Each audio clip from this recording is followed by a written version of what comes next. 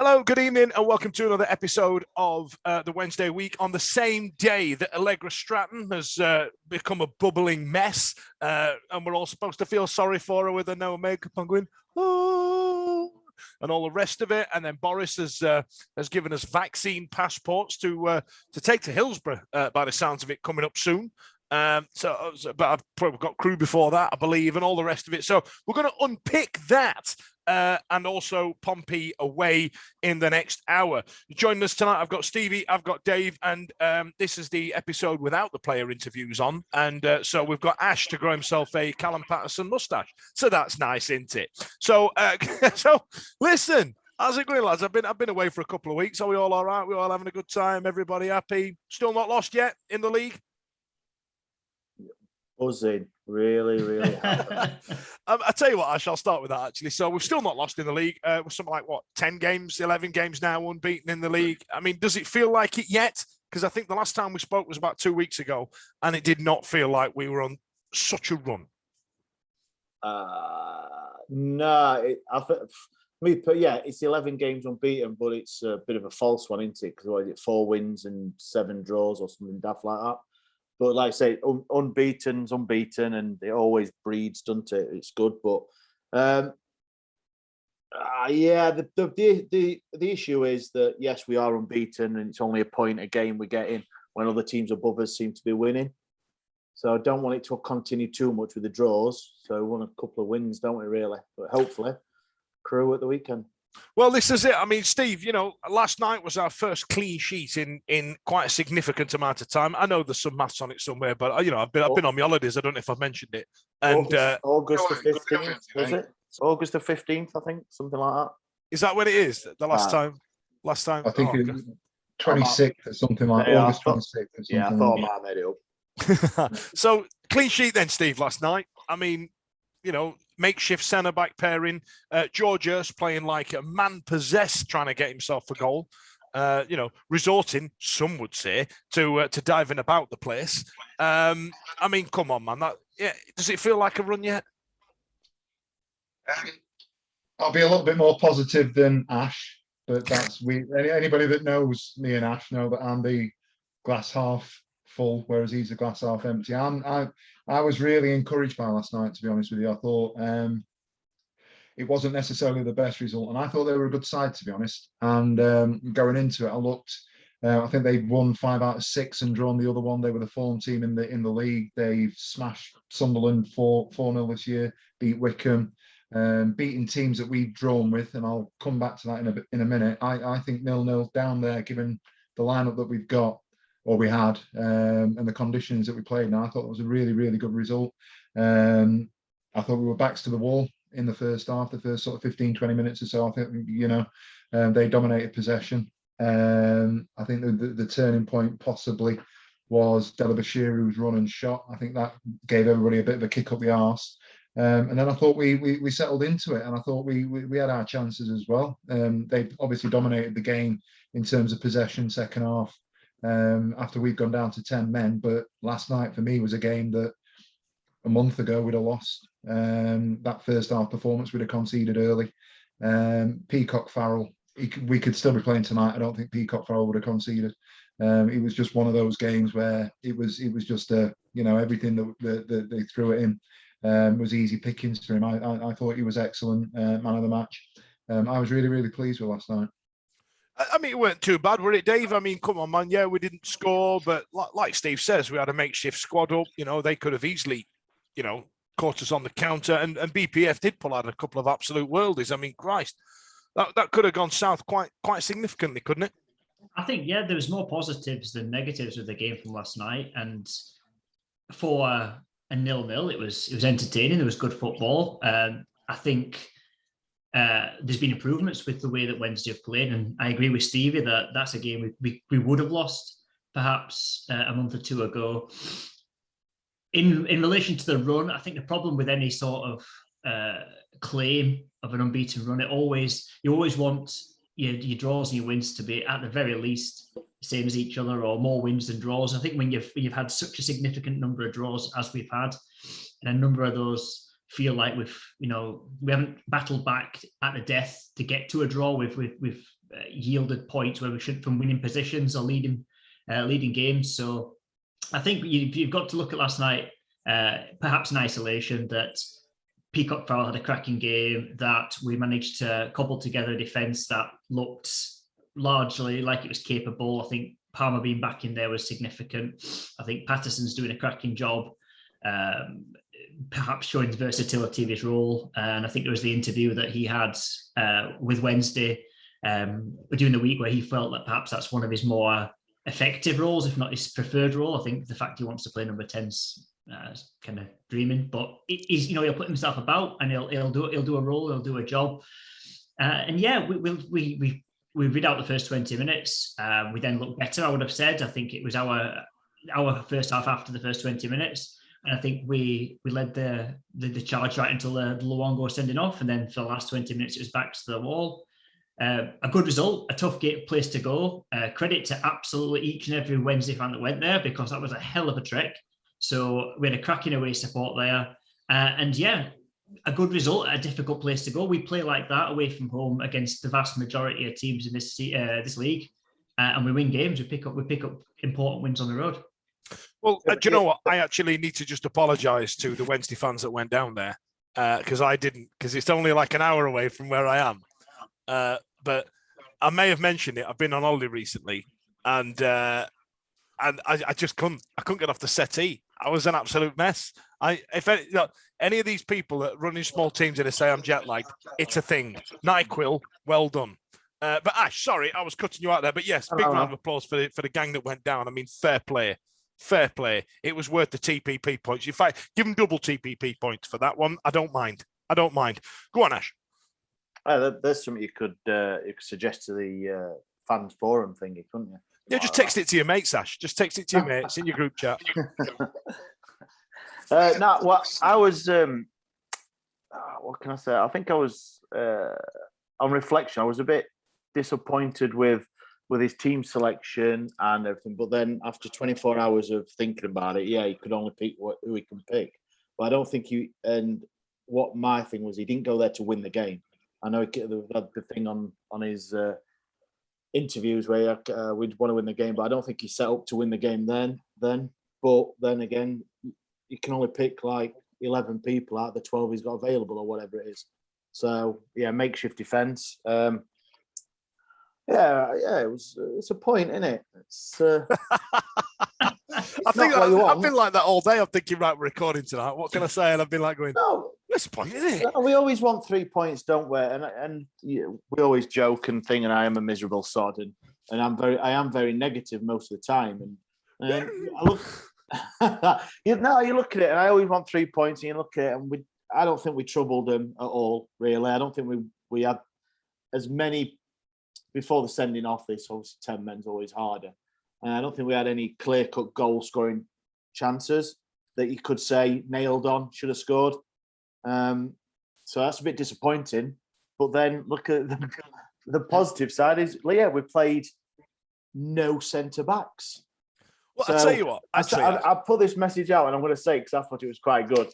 It was like, Man City play with a false 9. We play with a false 4, 5, and 6.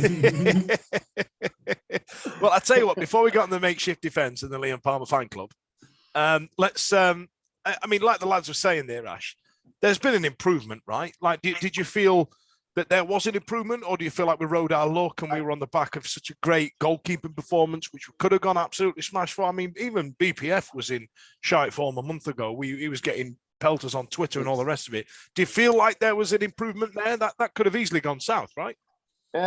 Yeah, it's a bit hard because obviously it was a makeshift 11. So obviously we all know, we think what our best 11 is. And to see improvements, it's hard when you keep chopping and changing. And we saw in the Pizza Cup the other week that the majority of the second string players weren't up for it then, weren't up to it, not up for it. So it's hard, but you look at it in isolation, because obviously we didn't have 4, 5, maybe 6 first teamers available. Peacock Farrell, great to see him getting back to where he were at the start of the season when we said easily like the best keeper in the league. Last night he showed like the 4 or 5 saves he made, especially was it the header as well. Yeah. Oh, The one with the left on. Yeah. Absolutely stunning. So it's good. It's good that you're going to get the especially with, like we say, no defenders. You want your last defense to be the main guy, and he was last night, which probably helps the 3 inexperienced guys in front of him. Probably helped him, because if they know he's on some form here, they'll feel more comfortable. And hats off to him. They did do a job.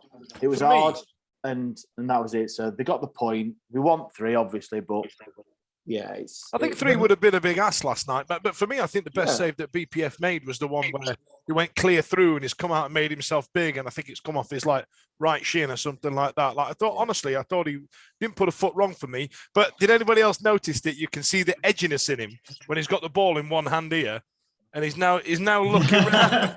He needs a pair of wing mirrors, doesn't he? Yeah, there really is now like an edgy look around, isn't there? Now, again, before we get the Liam Palmer fan club, Dave, Shadipo shite, isn't he? I don't know what Coburnu's done to Darren Moore or his family, or It's not knocked on his office door. That's what he's not. No, that seems to be it. It seems to be that if you go and ask, then maybe that Darren Moore's got some sort of bet that he can't say no to folk, because if he said, "Can I get more game time?" and he's gone, "Yeah, okay." All right, Paul. Yeah, that's it. No, I don't think he's brought anything to the team, and I think this is a problem. And I get that. What I quite like about the way things have been going, and I think that Stevie and I kind of went over this a little bit last week, where I think there's areas within the team that's now starting to become a preferred setup. Defensively it's been difficult, but that midfield now, when we have all the availability, obviously Bannon is integral. When Luongo's not getting himself sent off, that allows Bannon to be so much more. I think Dele Bashiru has done himself no harm whatsoever in adding a different dimension to the midfield, to have that athleticism that perhaps neither one of the other two do. So you're starting to build that up.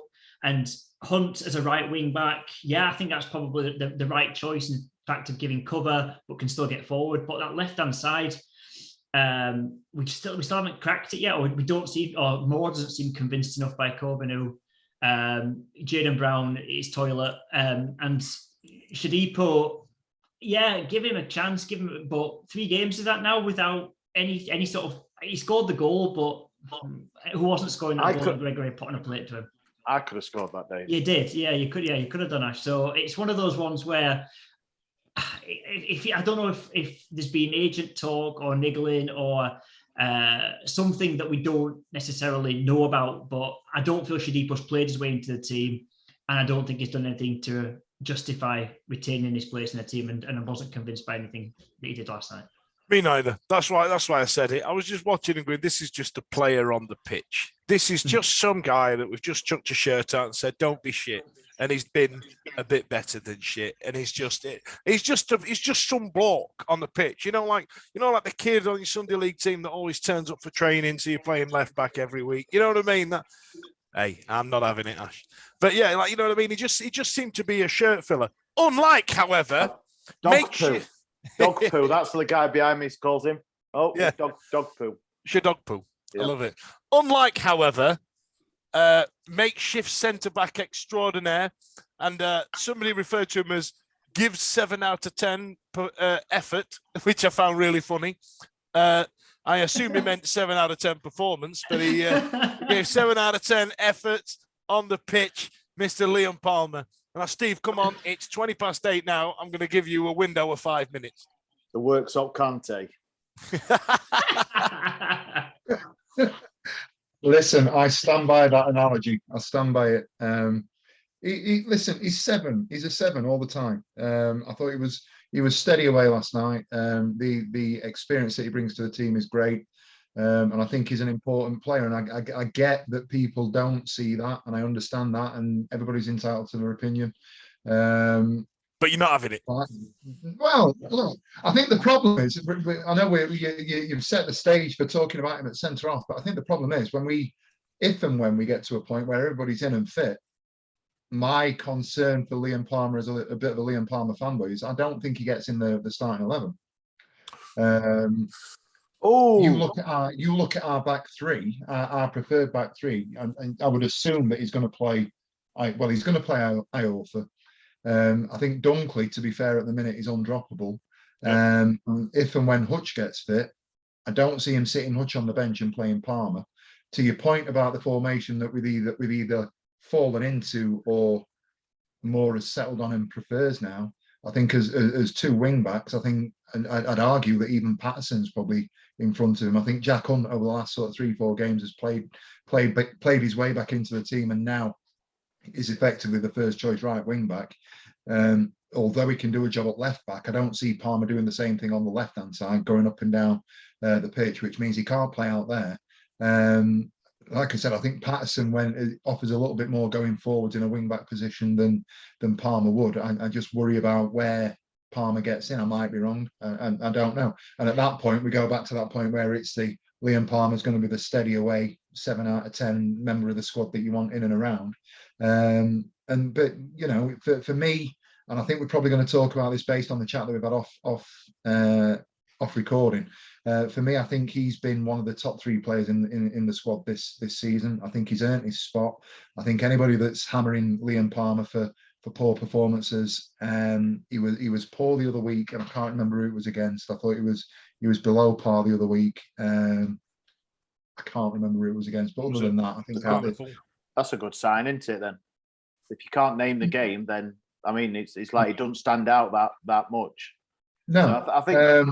Do you think he'd as he, against who was it? The Pizza Cup against Hartlepool, Hartlepool, where some of the second 11 didn't turn up, and what you just said about him not being a first team 11 when everyone's fit, then he's a dependable 12th player into then.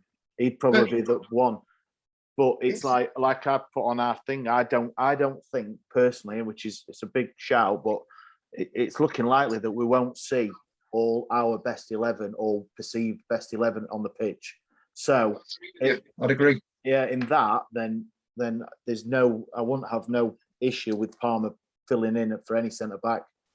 At the minute, how he's played is and I'm not his massive fan, but I do give credit where someone's actually come in and done a job and done it pretty well as well. So. Tell you what, Steve, let's have a chat about it though. I mean, let's say we stick with this, however you want to say it, 5-3-2 or 5-3-3 or 5-3-3, 5-2-4, 4-1-2-7. Like we're playing at the minute. Yeah. If there's like if you've got Iorfa and you've got Cheyenne next to him, is there a shout in your mind that Palmer could take that third shirt? Because who else has he got to kick out? Well, this. I think given the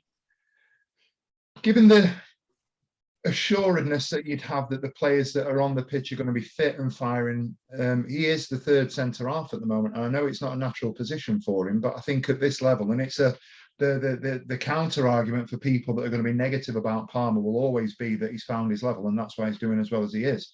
But I'll always go back to we can argue, with the exception of Hunt first coming in under Carlos picked him to an extent, Jos picked him, Monk picked him, Pulis picked him. Every person that we've had in has picked Liam Palmer. He's been one of those players. Him and Bannon have been the constant. So there's something going on in that sort of the fabric of that squad, the fabric of that setup that is telling these managers, whether you agree with what they're doing or not. And we've had fits and starts and crests and peaks and troughs, but he's been a constant. And I think that's to his credit. I can't remember who it was. I was chatting with somebody. He won't go on social media. He's not doing bits here and there.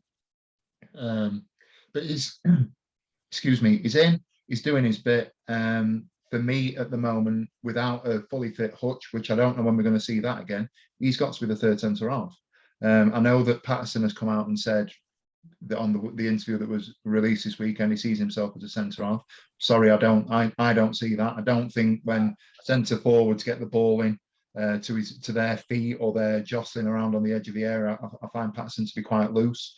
I don't think his positional sense is up to it. And I also think if you look at the free kick that we conceded against Wickham, that's a centre forwards tackle that's cost us 2 points. The nature of that performance is sort of, and the fact that Peacock Farrell flapped at the ball has sort of it's swept that under the carpet, if you like, a little bit. But for me, the only other person that's getting in that side ahead of Palmer when Hutch is not fit, or an argument for it, is probably Brennan.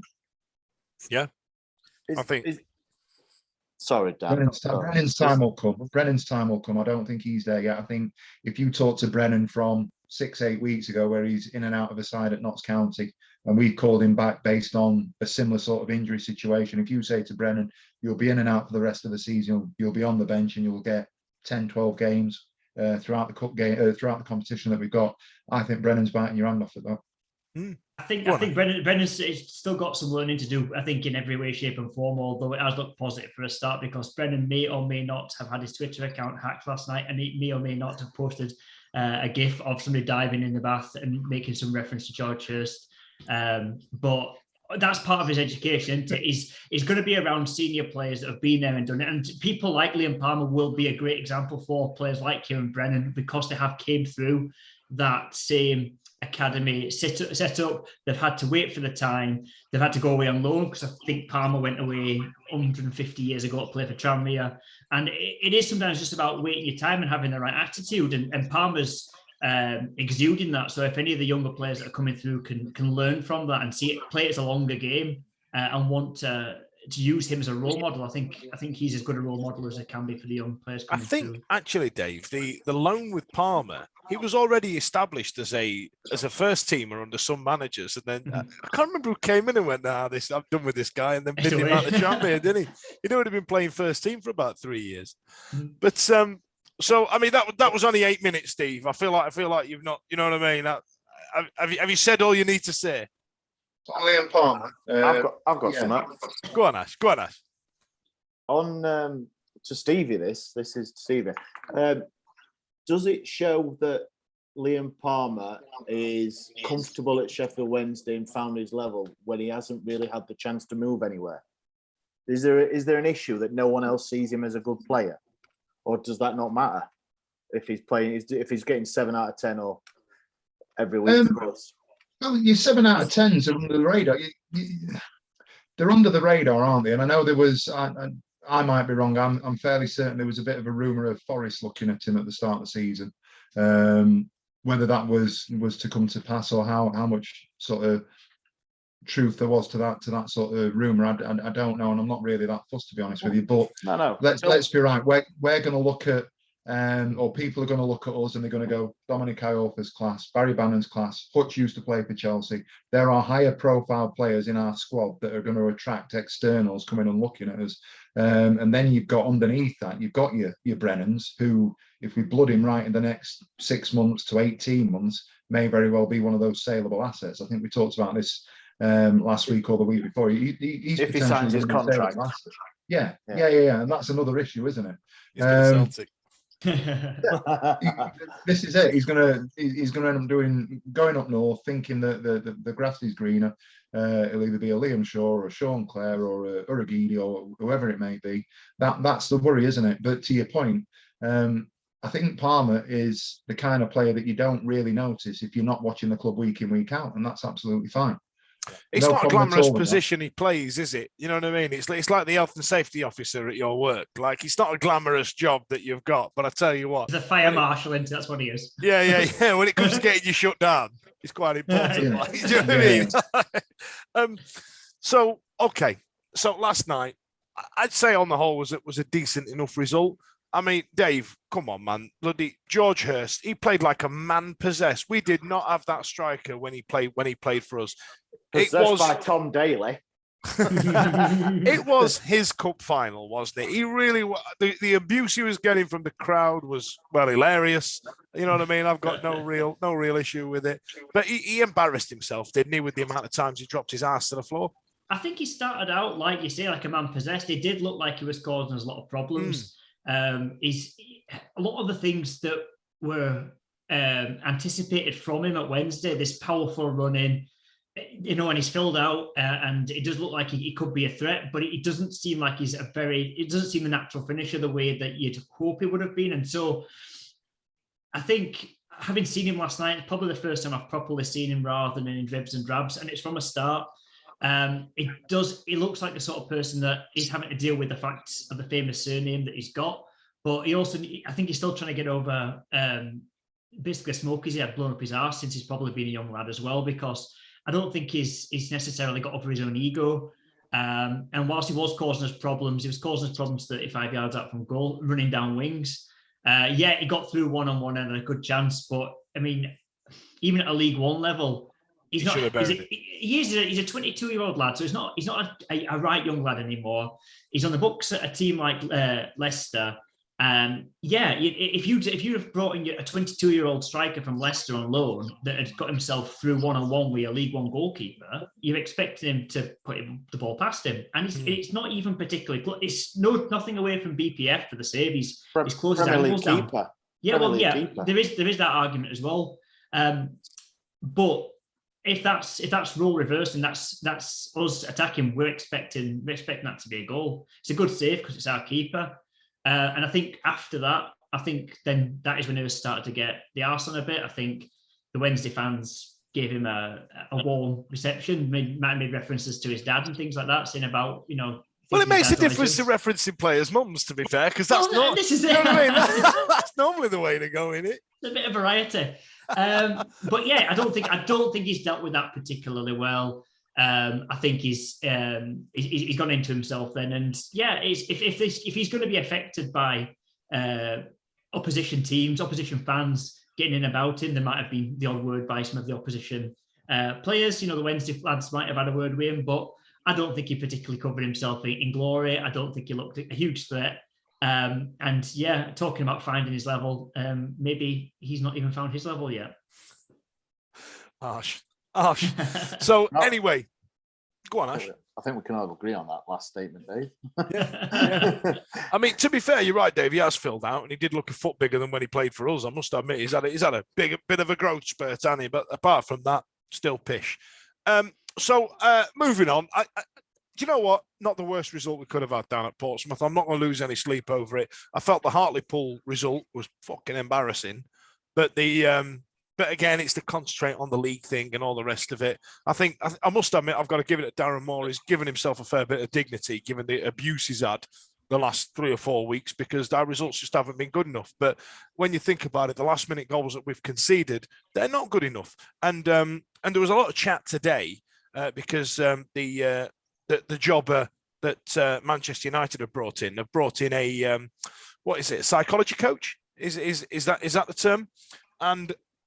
And it seems now, and Ranchik said that there is he couldn't believe that an elite level didn't have one in situ full time. Personally speaking, it got me thinking: is that something that we could do with on a part-time basis, given the league level that we're at, to take a look at, to sort of say, look, we have clearly got a huge mental issue in our team, especially when it comes to the last 10 minutes and we know we're going to concede and all the like. Would that, is that something you'd agree with? Is that something we need to take a look at? Because we started to get the 10-minute jitters again, didn't we? You can always look at things to get an edge, don't you? They always say getting an edge or where you can help. And I'm sure that they have, all teams have some sort of psychologist, not obviously full-time, or sports therapist, as in mental therapist, not like, because I think the therapist at Wednesday, as in physical, will be snowed under. Are we overtime at the minute? I've just been checking for after you said that, because I'm sure we had this conversation. We actually did bring somebody in November to do this. Did we? Yeah.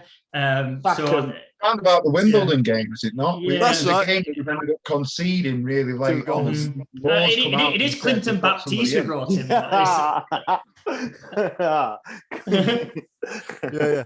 So Clinton Baptiste came in, and all of a sudden it petted off away down at Fratton Park. Is that what's happened? I'm getting the word Pompey. Yeah. Anyway, right. So before I went away, there was this big thing that they were talking about. Oh, hang on. Can I just very quickly, sorry, before we move on, can I very quickly just mention the red card? Oh shit! Do you know what? I forgot it happened. Now, so okay, moving on towards the last part of the game.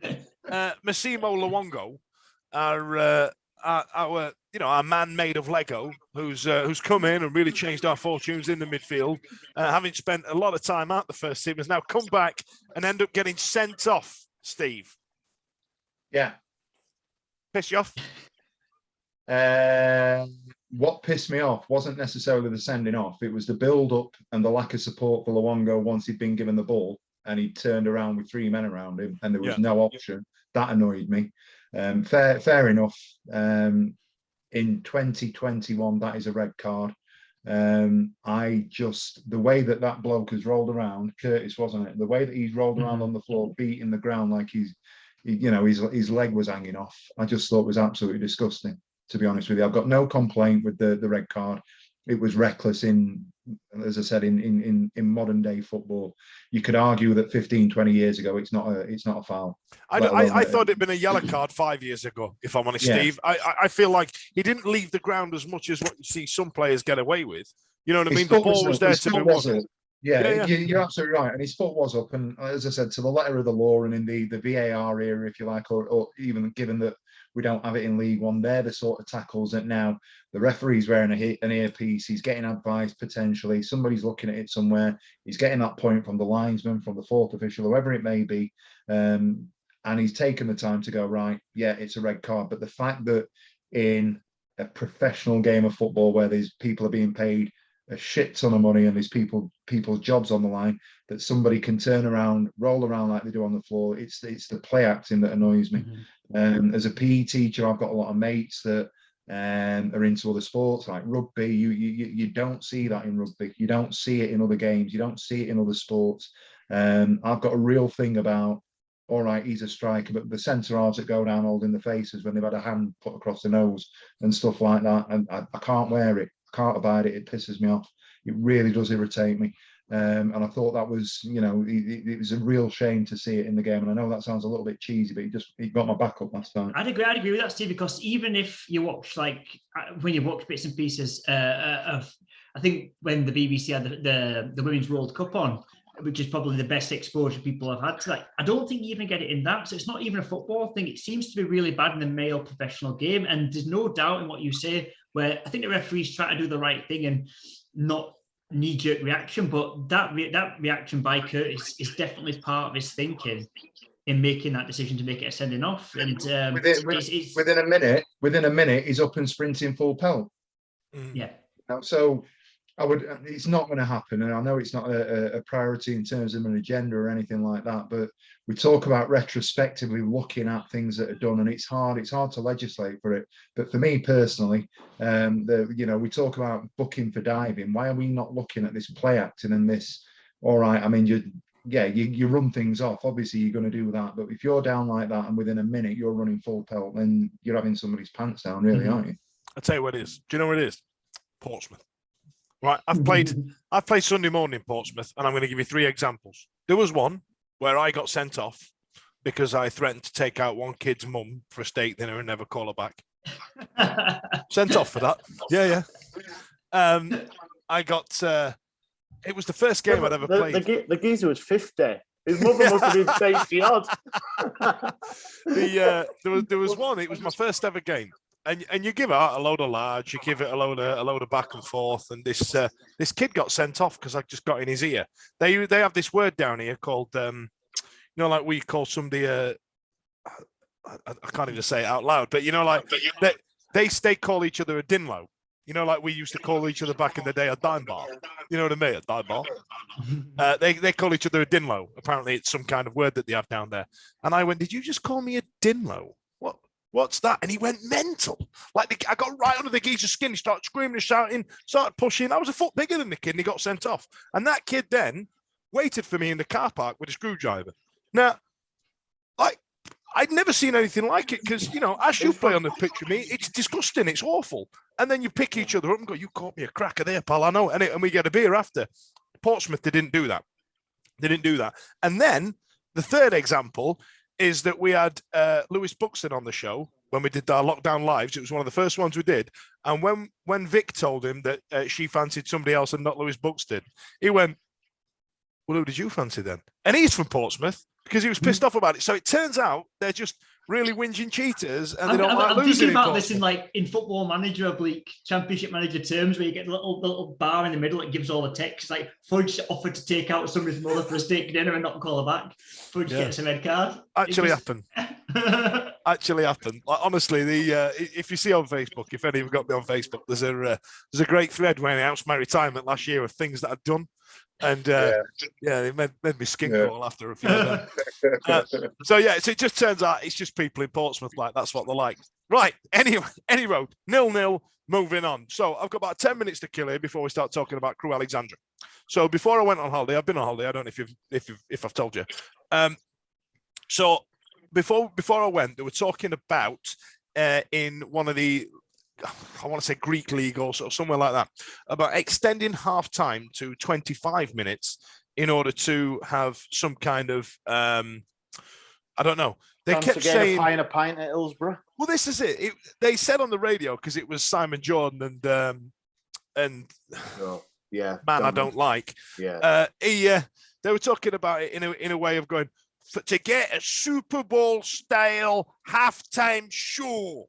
And, and they were all incredulous about it and all the rest of it. Now, on one hand, I completely agree that if you leave a player to go cold for 25 minutes, he's going to be pish by the time he gets on the ball. However, on the other hand, have you tried to get a pint at halftime at Hillsborough? You know what I mean? So I was wondering where you guys would sit on that, because I may have noticed, I may have mentioned this. I've been on holiday. And I was in the States, and I went to go and watch a couple of NFL games. And what they do is close the bar after the third quarter. Now, obviously, we'd have to halfway through 68 minutes or so, whatever it is, 70 minutes, we close the bar, stuff like that. But it was also mooted about drinking at games a few weeks ago as well and stuff like that. Like, where would you guys stand on it? Like, if you had a choice between the two, as daft it sounds, longer half time or serving the beer until halfway through the second half. Go on, Ash. Fuck, really. I 25. What? No, if you want to do 25 minutes. The thing is, like doing a halftime show or whatever, everyone's in the bar or getting a pie anyway. Yeah, nobody's watching the show. People stay around for the 50-50 draw and see which shitty ex-pro or something comes out to the tombola. And then that's it. No one wins, and then they go for a pint or they go at like 35 minutes to make sure they get served. 20, yeah. I mean, no opinion. Well, I've got an opinion. I've got an opinion on everything, haven't I? I was going to say. But no, for me, not bothered. Not bothered. Steve? It's the worst idea ever. It's not about the show, though, is it? Come on now. Let's not. It's not about getting a band out. We all remember Twin in that game against Barnsley. It's not about that. Yeah. No, I just. In all seriousness, I don't think grounds have an infrastructure that we in our league. We don't have the infrastructure for a 25-minute half time. I think the problem we'd be better served. Ironically, no pun. We'd be better served serving us better. We'd better serve serving us better. We'd be better served serving us better. I think 25 minutes is too long. I think the infrastructure. What I mean by that is if you go to QPR stadium. Well, I was going to say you went to America. You went to America, didn't you? Yeah, I may have mentioned it. Yeah. Went to the 49ers and the Dolphins. Which ground did you go to? Did you go to Levi Stadium? I went to Levi's and I went to Hard Rock. Yeah. So if you think Levi Stadium, and I'll stand corrected, it's probably been built in the last 20 odd years or been refurbed in the last 20 odd years. These American football players that have got all their kit will go into changing rooms that are literally the size of Hillsborough. And they'll have all the sports science labs and the routines and everything else that can keep their bodies right. Yeah. That ain't happening at Hillsborough. It ain't happening at QPR. It's not happening at Cambridge. Bloody hell, that were cold. And it ain't happening if you go to somewhere like Forest Green or Fleetwood or anything like that. So to give a 25-minute sort of cool down, effectively, if you like, between first half and second half, I don't think physiologically it's the right thing to do. As I said, if the rationale behind it is to allow a better halftime entertainment experience, if I'm 3-0 down, the Blackburn game season before lockdown was an absolute prime example. 3-0 down after half an hour with a player sent off. The last thing I want to do is wait another half hour before we come out for the second half and get fucking belted 5-0. I was asleep by the second one. we went to the boozer, didn't we? Now? We literally did. I don't think we saw the fifth one. Yeah. All right. Yeah, so it's not for me. Dave, I'm coming to you last for a reason, and you'll understand why. You're in Scotland as well, where they like a drink.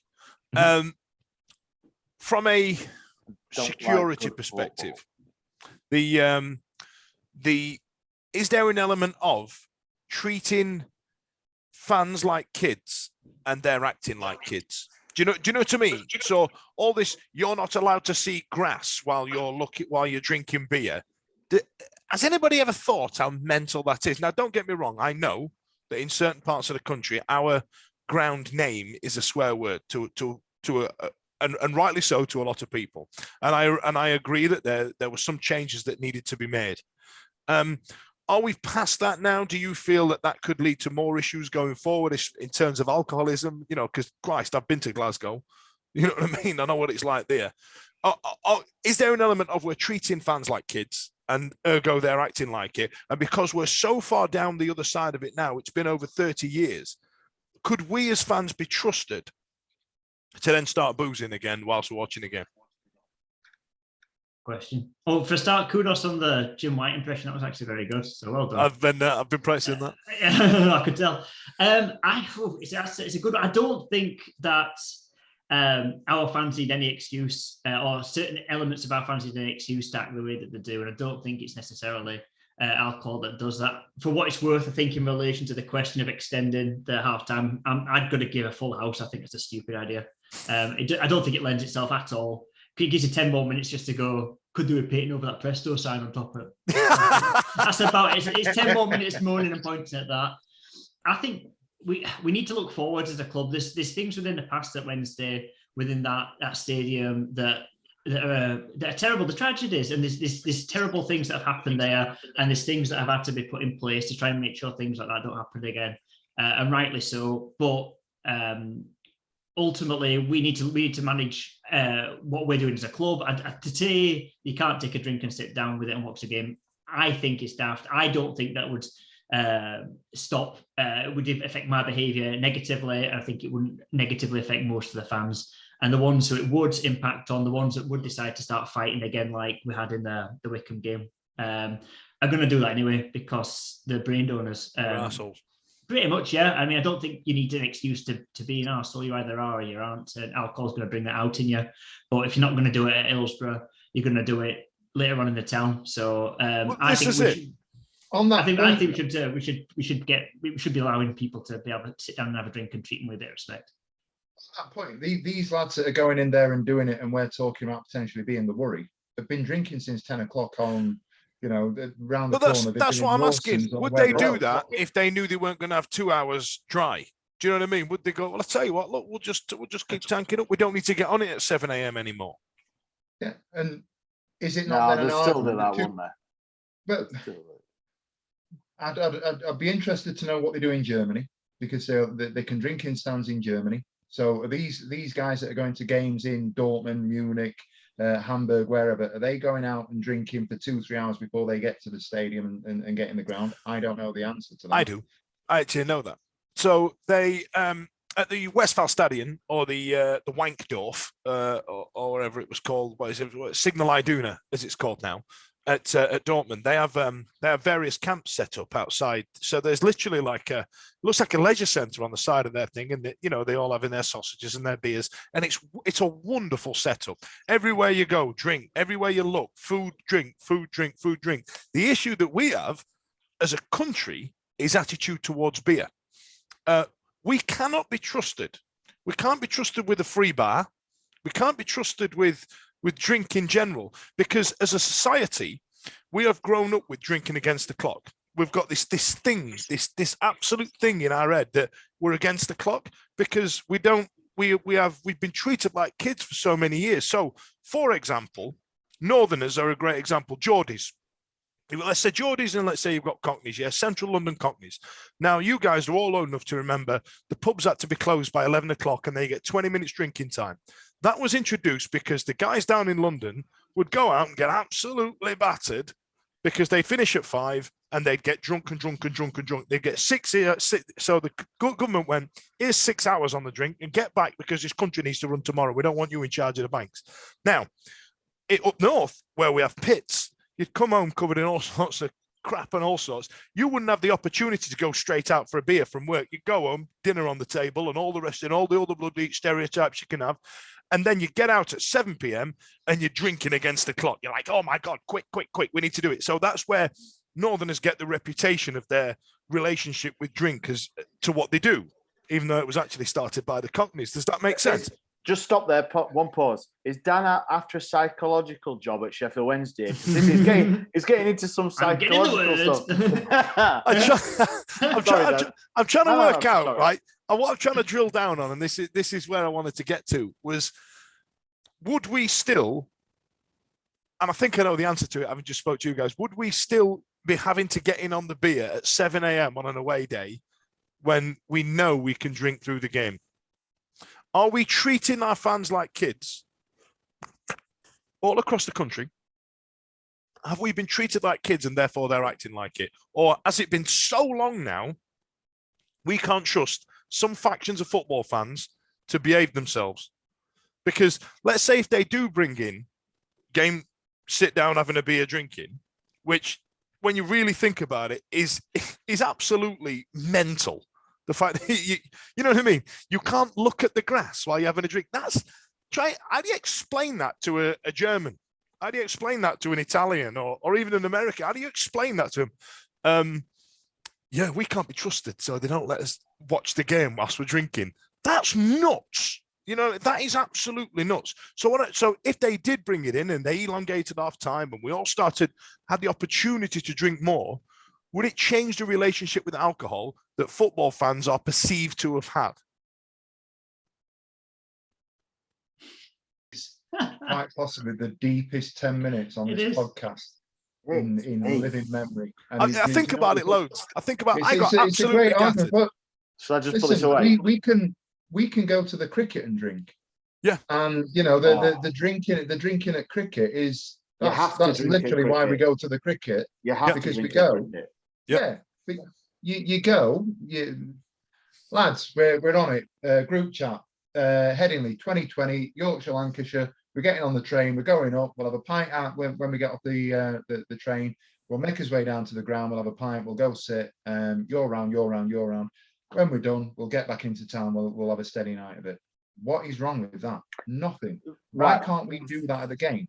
There are groups of people that can't. There's groups. I was going to say. I think.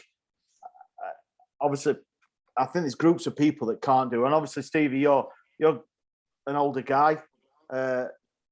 No, but you're not like you're not tonight, so it's no, me. No, but you're not. It's not like 18, 19, 20, and we all know what we used to be like.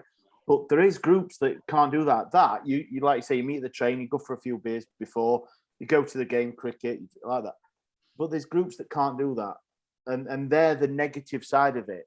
But like what Dan says, do you try and do something to break that cycle? Yes, it might take a few years of like institutionalized not drinking like they have done, but then people aren't going to wear that, are they? A few years of it actually going tits up, which it might do, to try and break it. So I think it's one of them that's got now, like you said, Dan, too deep, too far to do anything about it. I don't get it. I don't get it. I really don't. The first step to sort of a middle ground, if you like. What's the issue? Go back to talking about the 25-minute break at the ground and whether or not we all get served and blah, blah, blah. Why not just go, right, okay, at 3:45 half time, at 4 o'clock we're shutting the bar, or 4:05 we're shutting the bar. If you bought a pint, and the thing that annoys me is you come out the ground, you go into the stand, you go on the concourse, you'll go to the toilet, you'll get a bite, whatever it is that you're doing, and then you'll get in the queue, you'll go for a pint, you get your pint, you go to the back of the stand, you chat to your mate. I did it with Simon last week when we were at Hartlepool. Simon came over, gave me a ring, right, I'm over here, you're over there, let's catch up, let's have a quick 2-3 minutes at half time. Right, brilliant. I've got a pint in mind. By the time I've been served, and bearing in mind there were only about 4,000 people there, by the time I've been served, done everything that I need to do, I'm then standing there, start the second half with 2/3 of a pint left. Yeah. Why can't I just walk down with 2/3 of a pint and sit in the seat that I sit in week in, week out with a plastic cup that I'm not going to launch anywhere because I'm a responsible person? Yeah. And I get the argument that other people are going to go, well, that person's done it and that person's done it and so on and so forth. If you see it, it's almost like anything else we're doing in terms of trying to sort out the state of it. If you see something wrong, report it. If it's identified as being done, make sure that the punishment for doing it is appropriate. How many of these lads that are good, we're talking about these people that are risking it, and we all see the things on Twitter where people are getting on trains and they've got the 6-packs because they're going to Manchester or wherever it is that they're going, Wednesday away, this many carrier bags, blah, blah, blah, blah, blah. Right. If these guys are going in and causing issues in the ground, ban them for 6 games, 8 games. Yeah. It don't have to be a lifetime ban or not.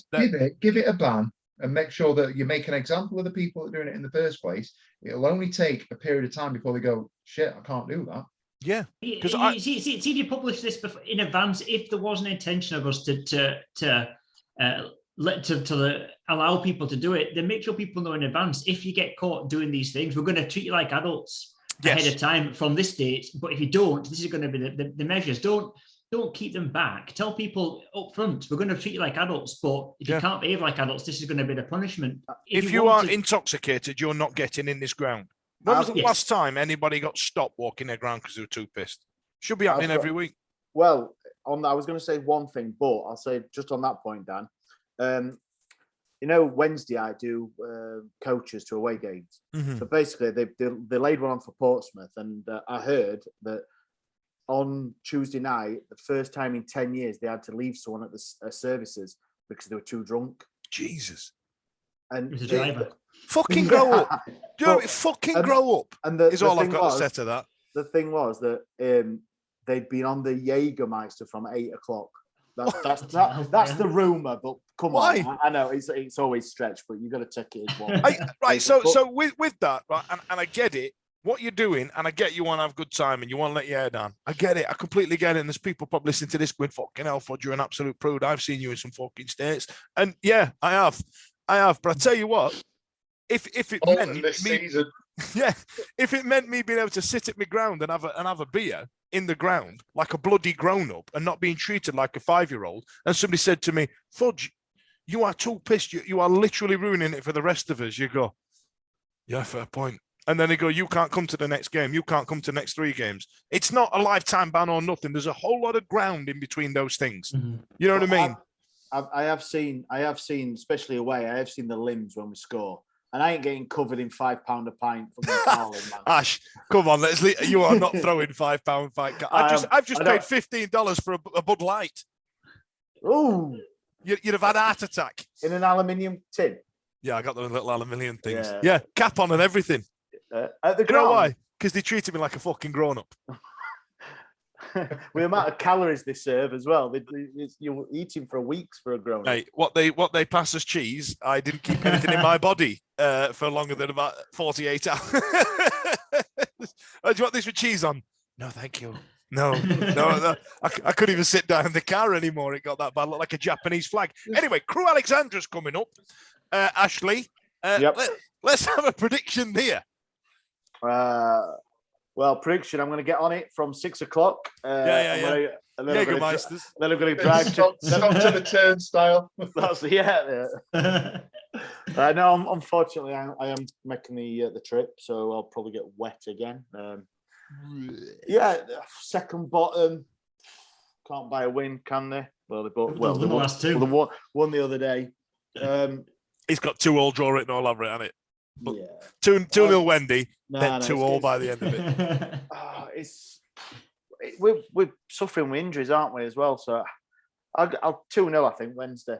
I think we've just got the quality. Ash has got his positive pants on. Steve, what about you?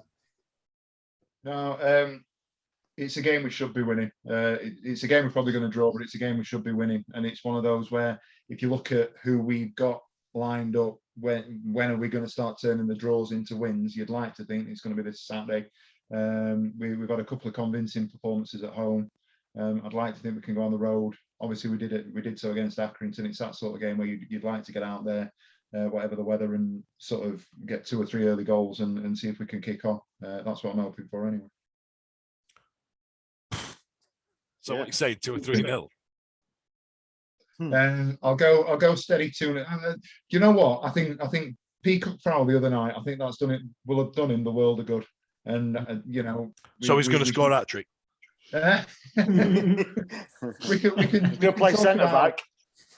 Well, bloody hell. More lottery. We can talk about the Wildsmith stuff just very quickly.